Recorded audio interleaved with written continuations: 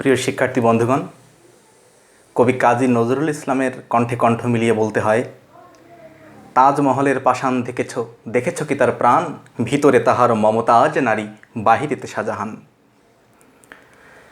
আমাদের ভারতীয় উপমহাদেশে প্রেম ভালোবাসার এক বিরাট নিদর্শন, মহান নিদর্শন।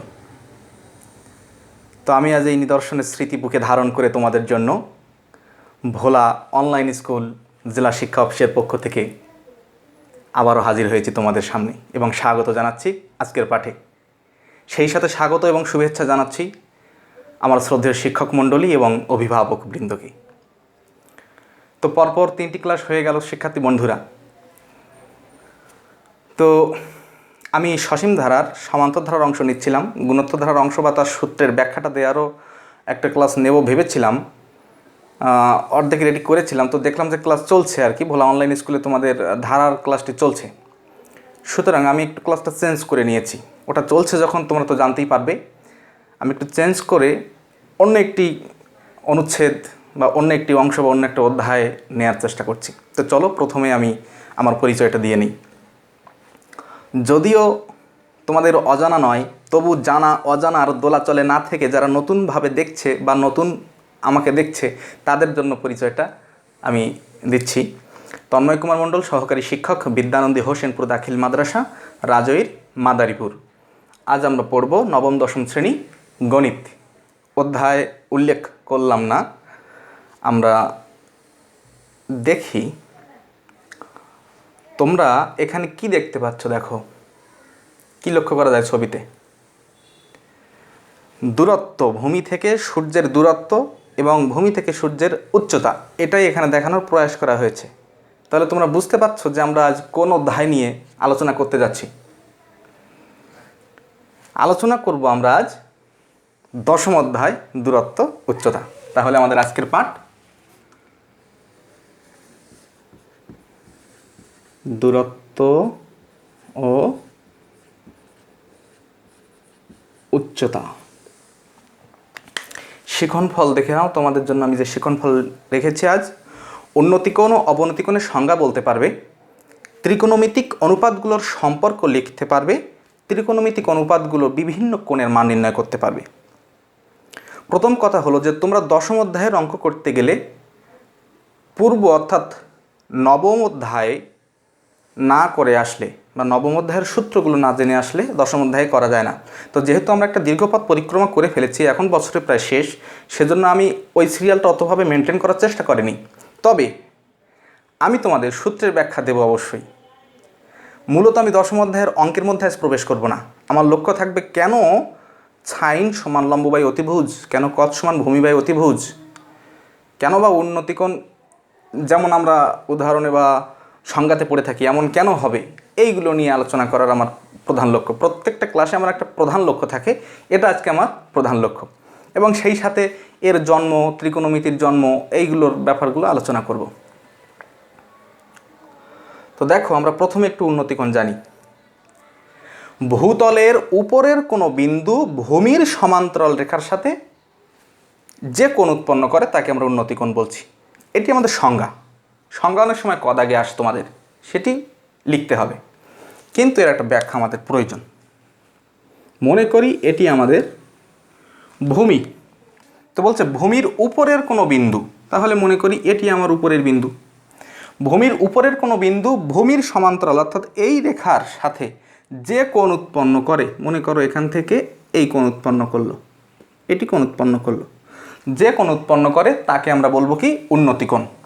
নাম দাও, এখানে ও, পি, কিউ, আর নাম দিলাম।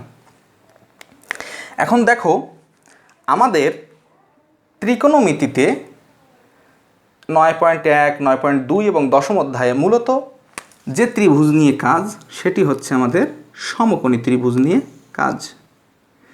এই সমকোণী ত্রিভুজের সাধারণত এটিকে লম্ব বলি, ভূমি বলি, অতিভুজ বলি। লম্ব এবং ভূমি পরিবর্তন হতে পারে, সেটি আমি পরের পর্যায়ে আসছি। তো এই উন্নতিকোণের সাপেক্ষে এখানে আমরা এটিকে উলম্ব রেখা বলে আর এটিকে শয়ন রেখা বা ভূমি রেখা বলে। এখানে একটা রেখা আছে, মনে করো উলম্ব রেখা, রেখাটা এখনও টানিনি, আমি টানবো। আর এই যে রেখাটি, এটি হচ্ছে আমার ভূমির সমান্তরাল রেখা, বা ভূরেখা বা শয়নরেখা, এটিও নৈবেত্তিকে অনেক সময় আসে। ভূরেখাকে কি বলে? শয়নরেখা বলে। তো দেখো, আমার প্রশ্ন সেখানে নয়, আমি প্রশ্ন করব, আমি উত্তর দিব। আচ্ছা, আমার প্রশ্ন হচ্ছে ভূমির উপরের কোনো বিন্দু, ভালো কথা, উপরের কোনো বিন্দু ভূমির যে বিন্দুতে কোণ উৎপন্ন করে, অর্থাৎ এই বিন্দুতে কোণ উৎপন্ন করেছে, এটিকে আমরা উন্নতি কোণ বলছি। এখন এই রেখাটি কি এখানে মাত্র একটি কোণ উৎপন্ন করেছে না দুইটি কোণ উৎপন্ন করেছে? এ পাশে এটি কি কোণ নয়? অবশ্যই কোণ। তাহলে এটি যদি কোণ হয়, কেন এটি উন্নতি কোণ হবে না? প্রথম প্রশ্ন। দ্বিতীয় প্রশ্ন, যে আমি ছাত্র হলে বলতাম স্যার ভূমি থেকে আপনি এভাবে রেখা টানলেন কেন, ভূমির উপরের কোনো বিন্দু এইভাবে আসতে পারে না? আমি বলবো অবশ্যই আসতে পারে, তোমরা যদি এভাবে দাও কোনো ভুল নেই। আচ্ছা, তাহলে এভাবে দেওয়া যাবে, বোঝা গেল, তখন এটা আমার উন্নতি কোণ তৈরি হবে। কিন্তু কথা হচ্ছে যে এটি কেন উন্নতি কোণ হচ্ছে আর এ পাশেরটা কেন হবে না? এটি কেন হবে? এটাই হচ্ছে আমার মূল প্রশ্ন। কিউ দিয়েছিলাম না? আচ্ছা, তাহলে উন্নতি কোণ হতে গেলে ভূমির উপরের কোনো বিন্দু ভূরেখার যে বিন্দুতে কোণ উৎপন্ন করে, এই রেখা উপরের কোনো বিন্দু, এই যে উপরের বিন্দুটা বরাবর এখানে আমার একটা উলম্ব রেখা আছে, অর্থাৎ উলম্ব রেখার শীর্ষ থেকে উন্নতি তাহলে উপরের দিকে আর অবনতি নিচের দিকে। আমরা সাধারণভাবে বুঝি ব্যবসায় উন্নতি হচ্ছে মানে লাভ হচ্ছে, ভালো হচ্ছে, উপরের দিকে যাচ্ছে, তরিয়ে যাচ্ছে, উপরে উঠছে। অবনতি হচ্ছে নিচে যাচ্ছে, অনুন্নয়ন হচ্ছে। যা হোক, শীর্ষের এই উলম্ব রেখার শীর্ষের সাপেক্ষে কোনটি হবে? উলম্ব রেখার শীর্ষের সাপেক্ষে হবে এই উলম্ব রেখা, এর শীর্ষের সাপেক্ষে এখানে কোণ উৎপন্ন হচ্ছে, এজন্য এটি উন্নতি কোণ। এখন এই পাশে যদি বলি উন্নতি কোণ কেন নয়, এখানে উলম্ব রেখা কই? আমি এই বিন্দু থেকে যদি এটা টানি, এটা কি উলম্ব রেখা হচ্ছে? উলম্ব হচ্ছে? হচ্ছে না তো। কিংবা এখান থেকে যদি এভাবে টানি, তাহলে তো ত্রিভুজই উৎপন্ন হচ্ছে না। দেখেছো ব্যাপারটা? ওর সাথে সম্পর্কযুক্ত থাকছে না, তখন আমার সেক্ষেত্রে আবার এরকম হয়ে যাবে। এই কারণে আমাদের এই বিন্দুতেই উন্নতি কোণ উৎপন্ন হচ্ছে। তদ্রূপভাবে ভূমির নিচের কোনো বিন্দু, তো দেখো অবনতি কোণের সময় এইটাকে আমি যদি ভূমি না ধরে একটু ভূমির উপর চিন্তা করি, এই অঙ্কগুলো সাধারণত তোমাদের বেলুন, হেলিকপ্টার, এরোপ্লেন, এই ক্ষেত্রে অবনতি কোণগুলো বিশেষ করে কাজে লাগে বা আসে। তো এখানে আমি মনে করি এই বরাবর একটা পাখি উড়ে যাচ্ছে, না? পাখি উড়ে যাচ্ছে, ভালো হলো না? যা হলো হলো। এই বিন্দু বরাবর একটা পাখি উড়ে যাচ্ছে, তাহলে এটি ভূমির উপরের কোনো বিন্দু। এই ভূমির উপরের বিন্দু এখান থেকে মনে করো নিচের কোনো একটা ভূমির বিন্দু, মনে করো এটা ভূমি, ভূমির যে কোনো একটা বিন্দু মনে করো এই পাখির চোখ বরাবর একটা কোণ উৎপন্ন হচ্ছে। এখানে যে কোণটি উৎপন্ন হচ্ছে সেইটি হচ্ছে আমার অবনতি কোণ।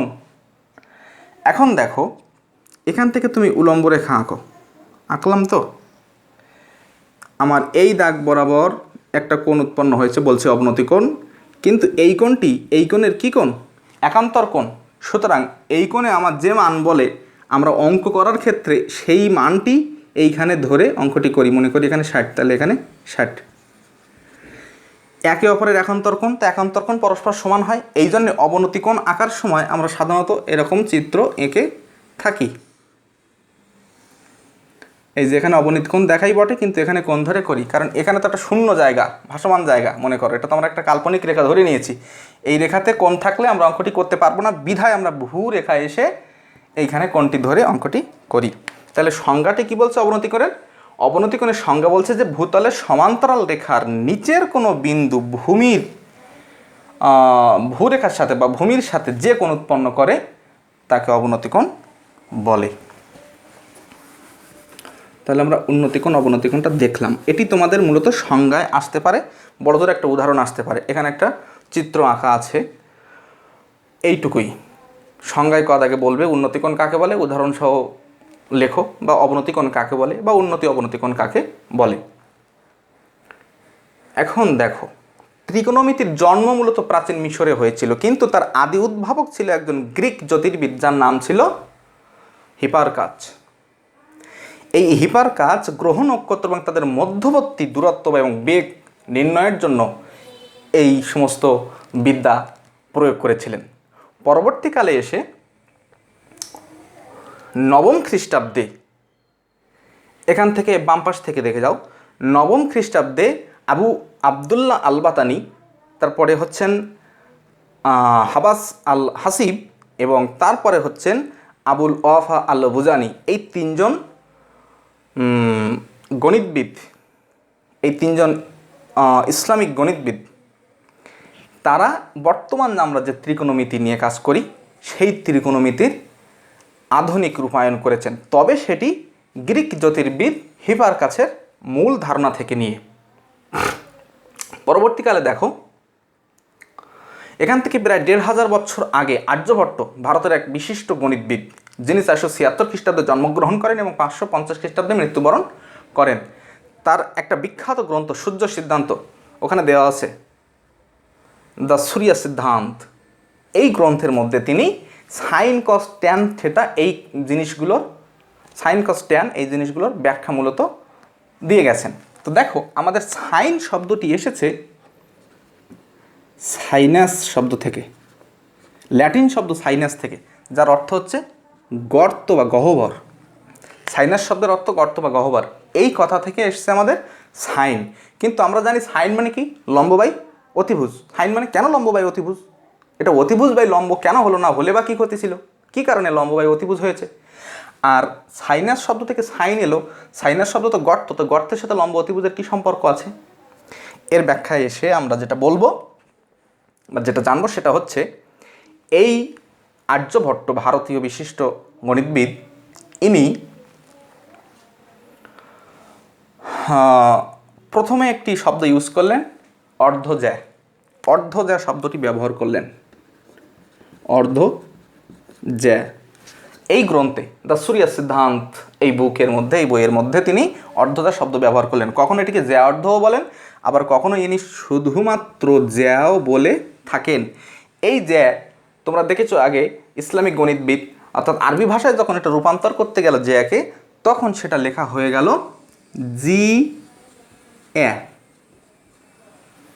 তারা এর সঠিক প্রতিশব্দ না পেয়ে বা ঠিকঠাক না পেয়ে যা পেল সেটার অর্থ হলো জিয়া। জিয়া থেকে তারা লিখলো জিবা। এখন আরবিতে তোমরা সাধারণত জানো যে আকার রস্যিকার বা জেদ জবর পেশের একটা লোপের ব্যাপার আছে, অর্থাৎ থাকে না, জেদ জবর পেশ ছাড়া লেখা হয়ে থাকে।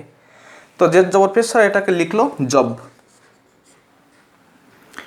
এইভাবে কালচার করতে করতে এটাকে হয়ে গেল জয়ীব। এই জয়ীব যখন এলো, এই জয়ীবের অর্থ হলো গিয়ে গর্ত। জয়ীবের অর্থ হলো গিয়ে গর্ত।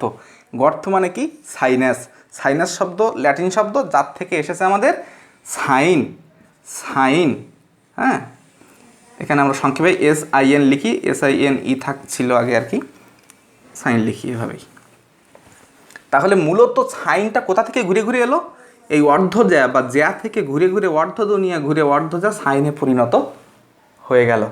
তাহলে মূলত সাইন মানে জ্যা। এবার দেখো, সাইন আমাদের 3টি মূল অনুপাত থেকে বাদবাকি 3টি অনুপাত এসেছে। ট্যান যে শব্দটি আমরা বলি, মূলত ট্যানজেন্ট। এই ট্যানজেন্ট শব্দটি এসেছে, এটাও ল্যাটিন শব্দ, ট্যানজেরি শব্দ থেকে এসেছে, যার অর্থ হচ্ছে স্পর্শক, স্পর্শ করা, ছোঁয়া। এই জন্য ট্যানজেন্ট বা ট্যান অর্থ হচ্ছে স্পর্শক। পরে সেকেন্ড শব্দটি এসেছে সেকেয়ার থেকে। সেকেয়ার শব্দ অর্থ হচ্ছে ছেদ করে যাওয়া বা ভেদ করে যাওয়া। এখন ছেদ করে যাওয়া, ভেদ করে যাওয়া, এই অর্থ থেকে আমাদের সেক, সেক শব্দের অর্থ হচ্ছে ছেদক। তাহলে ট্যান সমান পেলাম স্পর্শক, সেক সমান ছেদক, সাইন সমান পেলাম মনে করো জ্যা, গর্ত থেকে জ্যা। 3টি জিনিস পেলাম। এই 3টি থেকে বাদ বাকি যে 3টি, অর্থাৎ কস, কট এবং কোচেক, এই তিনটি অনুপাত এসেছে। সেটা কিভাবে? কমপ্লিমেন্টারি অফ অ্যাঙ্গেল অর্থাৎ পূরককোণ। তো পূরককোণ আমরা কি জানি, 90 ডিগ্রির কোণে 2 ভাগ করলে একে অপরের পূরককোণ হয়। 40 50 90, 60 30 90, 0 90 90, 30 60 90 এরকম। আর সম্পূরককোণ 180 ডিগ্রির 2 ভাগে একে অপরের সম্পূরককোণ। তো এই কমপ্লিমেন্টারি অ্যাঙ্গেল অর্থাৎ কমপ্লিমেন্টারির COM, তো মনে করো কমপ্লিমেন্টারির এই কো সবার পিছনে লাগিয়ে দাও। কো কো কো কেন লাগাচ্ছি, এটা লাগানোর কি যুক্তি, কেন আমরা কো লাগাবো? সাইনের কমপ্লিমেন্টারি কোসাইন, ট্যানের কমপ্লিমেন্টারি অর্থাৎ পূরককোণ কোট্যানজেন্ট, সেকের পূরককোণ কোসেকেন্ড। সেক তো সেকেন্ড হিসেবে বলি আমরা, সেকেন্ড আমরা সংক্ষেপে বলি সেক। তাহলে এখন তোমরা এইটুকু মুছে দাও, দেখো কি দাঁড়াচ্ছে। কস, কট, কোসেক। এখানে ছিল সাইন, এখানে ট্যান, এখানে সেক, সেগুলো আর কিছুই নাই। কস, কট, কোসেক দাঁড়িয়েছে। অর্থাৎ এই সাইনের পূরককোণ কস, তারপরে হচ্ছে ট্যানের পূরককোণ কট, সেকের পূরককোণ কোসেক। অর্থাৎ সাইন, তোমরা মান যখন শেখাবো বা বলবো একটু পরেই, তখন তোমরা বুঝতে পারবে। সাইন 60 ডিগ্রি যে মান দেয়, কস পূরককোণ যেহেতু, তাহলে কস 30 ডিগ্রি সেই একই মান দেবে। সাইন 45 ডিগ্রি যে মান দেয়, কস 45 ডিগ্রি সেই একই মান দেবে। আমরা জানি সাইন এবং কস 45 ডিগ্রির মান কত, 1/√2। যা হোক, এখন আমার কথা হচ্ছে, আমাদের তো 9.1 এবং 9.2 এবং 10 অধ্যায়ে কাজ হচ্ছে কি নিয়ে, সমকোণী ত্রিভুজ নিয়ে। কিন্তু আমরা পড়লাম কি, স্পর্শক, জ্যা, ছেদক, এগুলো কি ত্রিভুজ রিলেটেড কোনো কথা নয় তো? কি রিলেটেড কথা? এইগুলো আমাদের বৃত্ত রিলেটেড কথা। তাহলে আমরা সমকোণী ত্রিভুজ নিয়ে কাজ করছি, কিন্তু বৃত্ত কোথা থেকে এলো, এটাই হচ্ছে কথা। দেখো আমি একটি বৃত্ত আঁকি।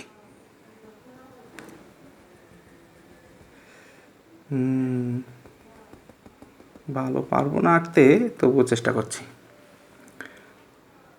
যা হয়েছে, তাহলে আমরা বৃত্ত থেকে তোমাদের দেখাতে চাই আমি কি করে এই সমকোণী ত্রিভুজের ব্যাপারটা চলে আসে। বিভিন্নভাবে প্রমাণ হয়, এটা একটি উত্তম প্রক্রিয়া।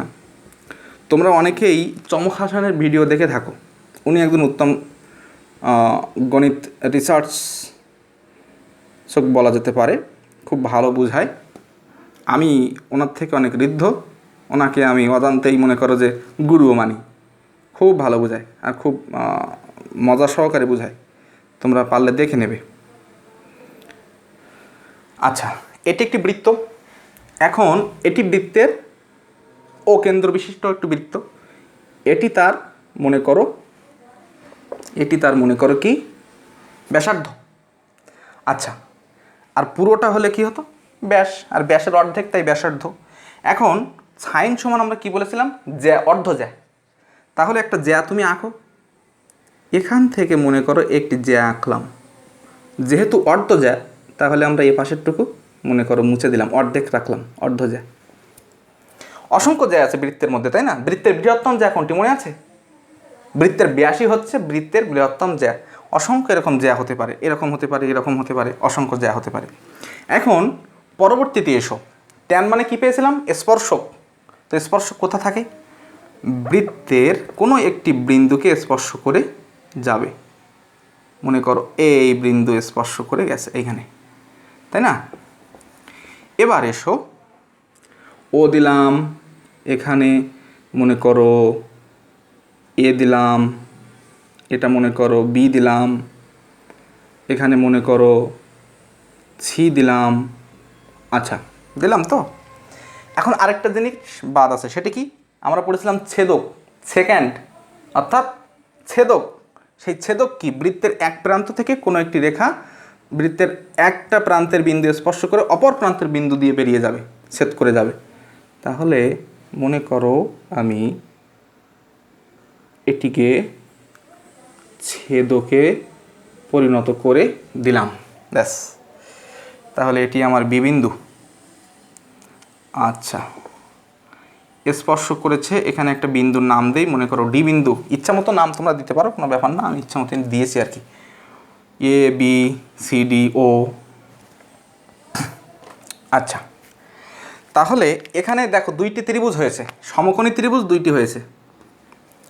তাহলে এটি আমার বৃত্তের কি স্পর্শক অর্থাৎ ট্যান, এটি আমার বৃত্তের ব্যাসার্ধ, আর এটি হচ্ছে আমার বৃত্তের সেকেন্ড অর্থাৎ ছেদক, আর এবি হচ্ছে আমার বৃত্তের, এইখান থেকে এটুকু এখন কল্পনা করো না, মনে করো এটুকুই আছে, ওই যে ওখানে দেওয়া আছে দেখো, বা বোর্ডে মনে হয় সবচেয়ে ভালো বোঝা যাবে, একটু লক্ষ্য করো। হ্যাঁ, কী বলছিলাম, হ্যাঁ, সাইন অর্থাৎ অর্ধজা, এই আমার এবি সেই সাইন অর্ধজা, তারপরে ছেদক সেকেন্ড আমার এই ও ডি সেই ছেদক, আর এই সিডি মনে করো আমার স্পর্শক ট্যানজেন্ট বা ট্যান। এখন আমার এখানে ব্যাসার্ধ আছে, এই ব্যাসার্ধকে আমি 1 একক ধরবো, মনে করো 1 একক, তাই সেটা ব্যাস 1 কিলো হোক, 1 সেন্টিমিটার হোক, 1 মিটার হোক, তারপরে মনে করো যা এক সম্পর্কিত যা যা আছে তাই হোক, যা হোক না কেন 1 একক। এখন দেখো আমরা আসি সাইনে, কীভাবে সাইন সমান লম্ববায়ু অতিভুজ তৈরি হয়। সাইন সমান সমান, তাহলে এখানে ত্রিভুজ তৈরি হয়েছে কে কে, ও এ বি একটা ত্রিভুজ, ও সি ডি একটি ত্রিভুজ, দুটি ত্রিভুজই সমকোণী ত্রিভুজ। আচ্ছা, এটি ব্যাসার্ধ যদি 1 একক হয় ও সি, তাহলে ওবিও কিন্তু ব্যাসার্ধ, সেটিও কিন্তু 1 একক। বোঝা গেল? সাইন, সাইন মানে আমার কি ছিল, সাইন ছিল হচ্ছে অর্ধজ্যা।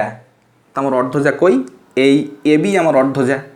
তাহলে এবিকে কল্পনা করলে আমার এখন ছোট ত্রিভুজ হিসেবে কল্পনা করতে হবে। এই বি এ ও বা ও এ বি বা বি ও এ যেভাবেই বলো না কেন, এটি একটি ত্রিভুজ।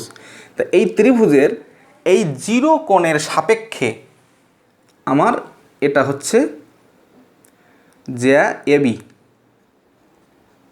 এবি, এবির নিচে কিছু নেই মানে কি আছে, অন আছে।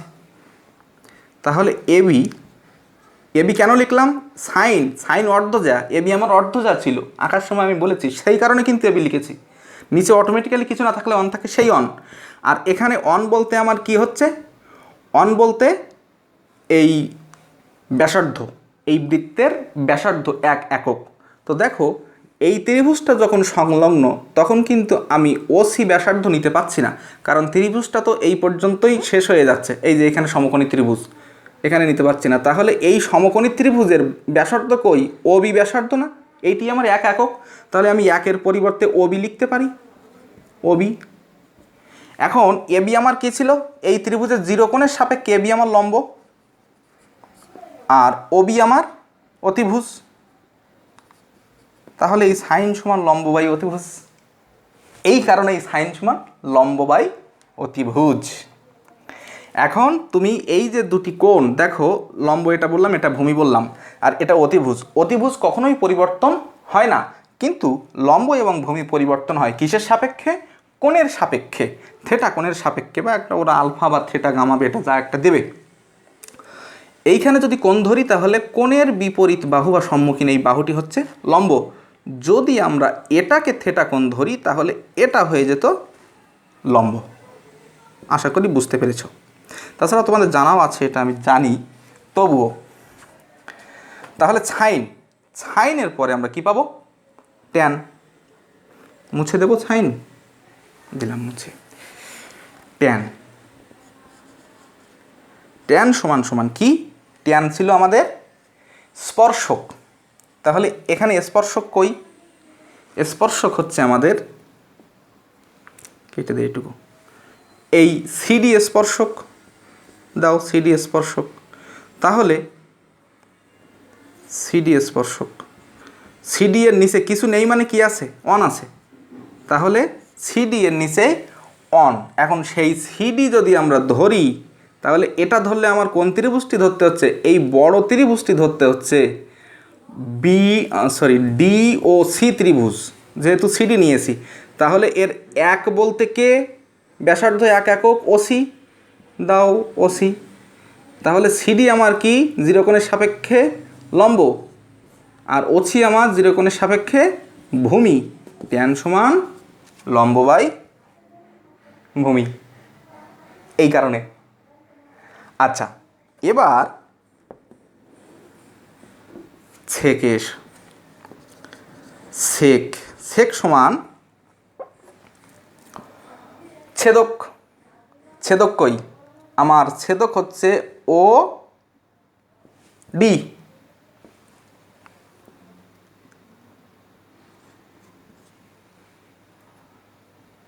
ছেদক হচ্ছে ওডি।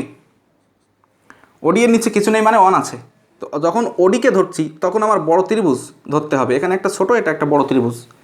এটি ছোট ত্রিভুজ আর এটি আমার বড় ত্রিভুজ। তাহলে বড় ত্রিভুজের ব্যাসার্ধ 1 একক, ওসি। তাহলে ওডি বাই এর নিচে কোনো কিছু নেই মানে 1 আছে, সেই 1-এর পরিবর্তে ওসি, কারণ 1 আমার ব্যাসার্ধ 1 একক ধরেছি, ওসি।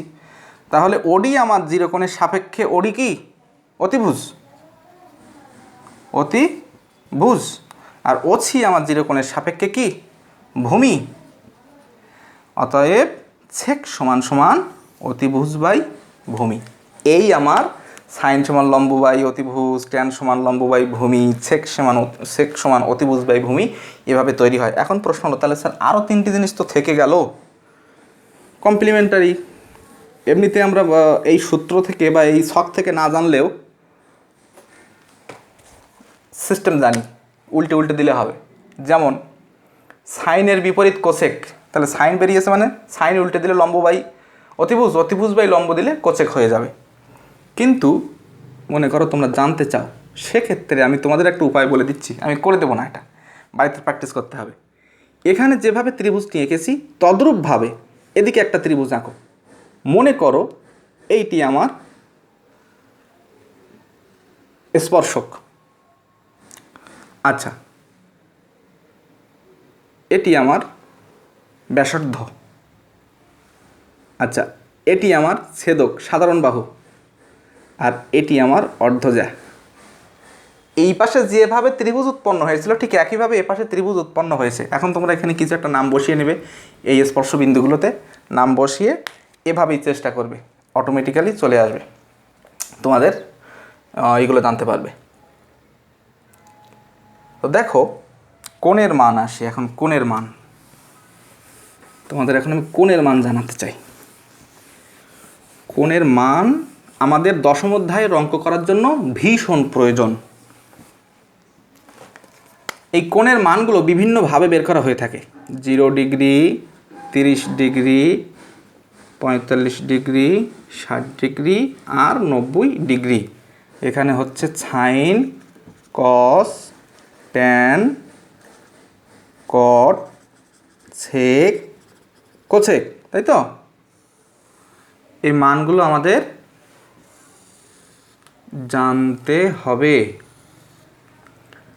কিন্তু মানগুলো কিভাবে মনে রাখবো সেটি হচ্ছে কথা। এই মানগুলো মনে থাকে না, এই হচ্ছে ব্যাপার। ছোটোবেলায় আমাদেরও মনে থাকতো না, ছোটোবেলায় মনে রাখতে পারতাম না। যা হোক,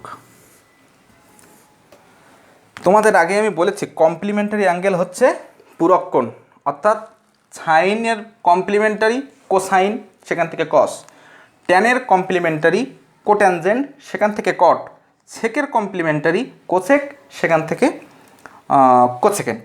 মনে করো সংক্ষেপে আমরা কোসেক, সেক, সাইন, কস, ট্যান বলি। যা হোক, ওটা ব্যাখ্যা দেওয়ার বিশেষ প্রয়োজন নেই। এখন এই মানটি কয়েক রকমভাবে বের করা যায়। হাতের মাধ্যমে বের করা যায়, আবার 0, 1, 2, 3, 4 সবাইকে 4 দিয়ে ভাগ করে বের করা যায়, বিভিন্নভাবে বের করা যায়। তার মধ্যে হাতের মাধ্যমে আমার মানে সবচেয়ে সুবিধাজনক মনে হয়। সেটি কি? হাতের মাধ্যমে বের করতে গেলে একটা সূত্র অ্যাপ্লাই করতে হবে, √/2। এই সূত্রটা অ্যাপ্লাই করতে হবে। কীভাবে দেখো, এই বাম হাতটা সবাই আমরা ধরবো। বাম হাতের অনেকে এদিক থেকে বলে, অনেকে এদিক থেকে বলে। তোমরা যদি আগে কেউ এদিক থেকে শিখে ফেলো তাহলে আমার এদিক থেকে তোমরা শিখবে না, উল্টে যাবে, ব্রেনে আউটপুট ইনপুটে ঝামেলা হবে, গুলিয়ে ফেলবে। আর যারা হাতের এইভাবে ডিগ্রি তোমরা কখনো বা বের করনি বা শেখনি, তারা এদিক থেকে শিখে নিও। এটি আমার 0 ডিগ্রির আঙুল, এটি আমার 30 ডিগ্রির আঙুল, এটি 45, এটি 60, এটি 90। 0, 30, 45, 60, 90। এখন যখন আমরা সাইনের মানটি বের করব, তখন আমরা এই বাম হাতের ডান পাশের আঙুলগুলোকে গুনে এই রুটের মধ্যে বসাবো। আর যখন কসের মান বের করব, তখন আমরা বাম পাশের আঙুলগুলো গুনে এই রুটের মধ্যে বসাবো। কিভাবে দেখো, মনে করো আমরা সাইন, কি একটা চার্ট হয়েছে, দেখতে ভালো হলো না, মনটাও ভালো লাগে না। আচ্ছা, যা হোক, জানাটা বড় কথা। আচ্ছা এসো, তাহলে আমার মনে করো সাইন 0 ডিগ্রির মান বের করব, তাহলে আমি 0 ডিগ্রির আঙুলে আগে যাব। 0 ডিগ্রির আঙুল কই? আমার এই। সাইনের মান বের করার সময় কি বলেছি? ডান পাশের আঙুল গুনতে হবে। এই আঙুলের এ পাশে কোনো আঙুল আছে? আঙুল নাই, তাহলে 0টি আঙুল আছে। এখানে 0 বসাও।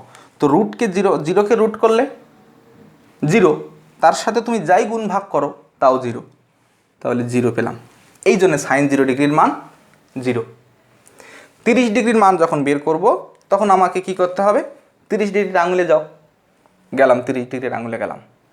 এখন ডান পাশে আঙুল কয়টি? একটি, তাহলে এই রুটে এখন 1 বসাও। 1-এর রুট করলে 1, নিচে থাকে 2, তাহলে 1/2 তৈরি হয়ে গেল।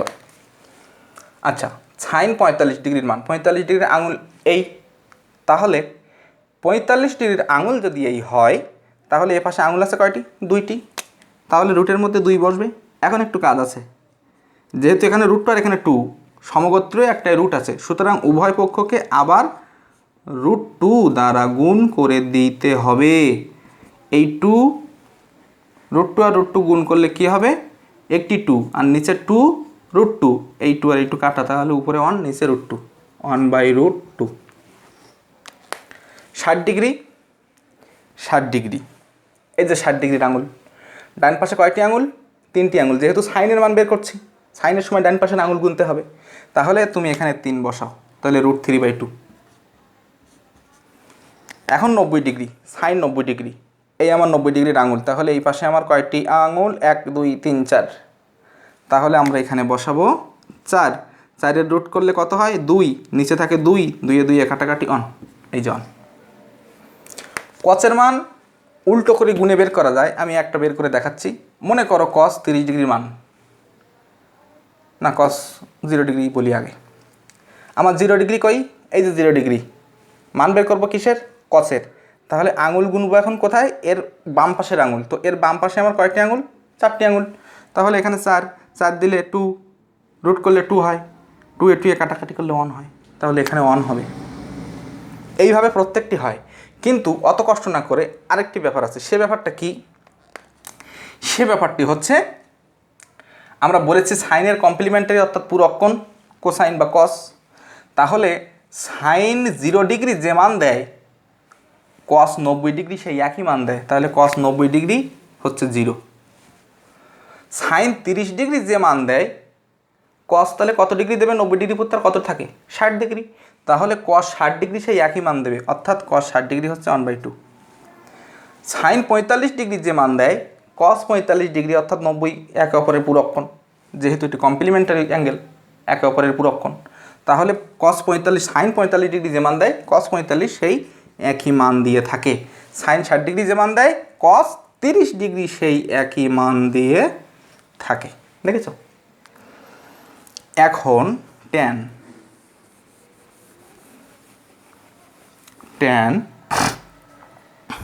আমরা জানি ট্যানের একটা সূত্র আছে 9.12 এর মধ্যে তোমরা পেয়েছো, সেটি কি? Sine by cos. ট্যান সমান সাইন বাই কস। এখন তুমি ট্যান কত ডিগ্রির মান বের করতে চাও? মনে করো তুমি ট্যান 30 ডিগ্রির মান বের করতে চাও, ট্যান 30 ডিগ্রির মান বের করতে চাও, তাহলে এখানে সাইন বাই কস, ট্যান অর্থ কি? সাইন বাই কস, তাহলে সাইন 30 ডিগ্রি এবং কস 30 ডিগ্রির মান বসাও। সাইন 30 ডিগ্রির মান কত? 1/2। কস 30 ডিগ্রির মান কত? √3/2। তাহলে এখন কি করব, 1/2 এই গুণ 2 উপরে যাবে, নিচে √3, 2 এ 2 এ কাটা 1/√3।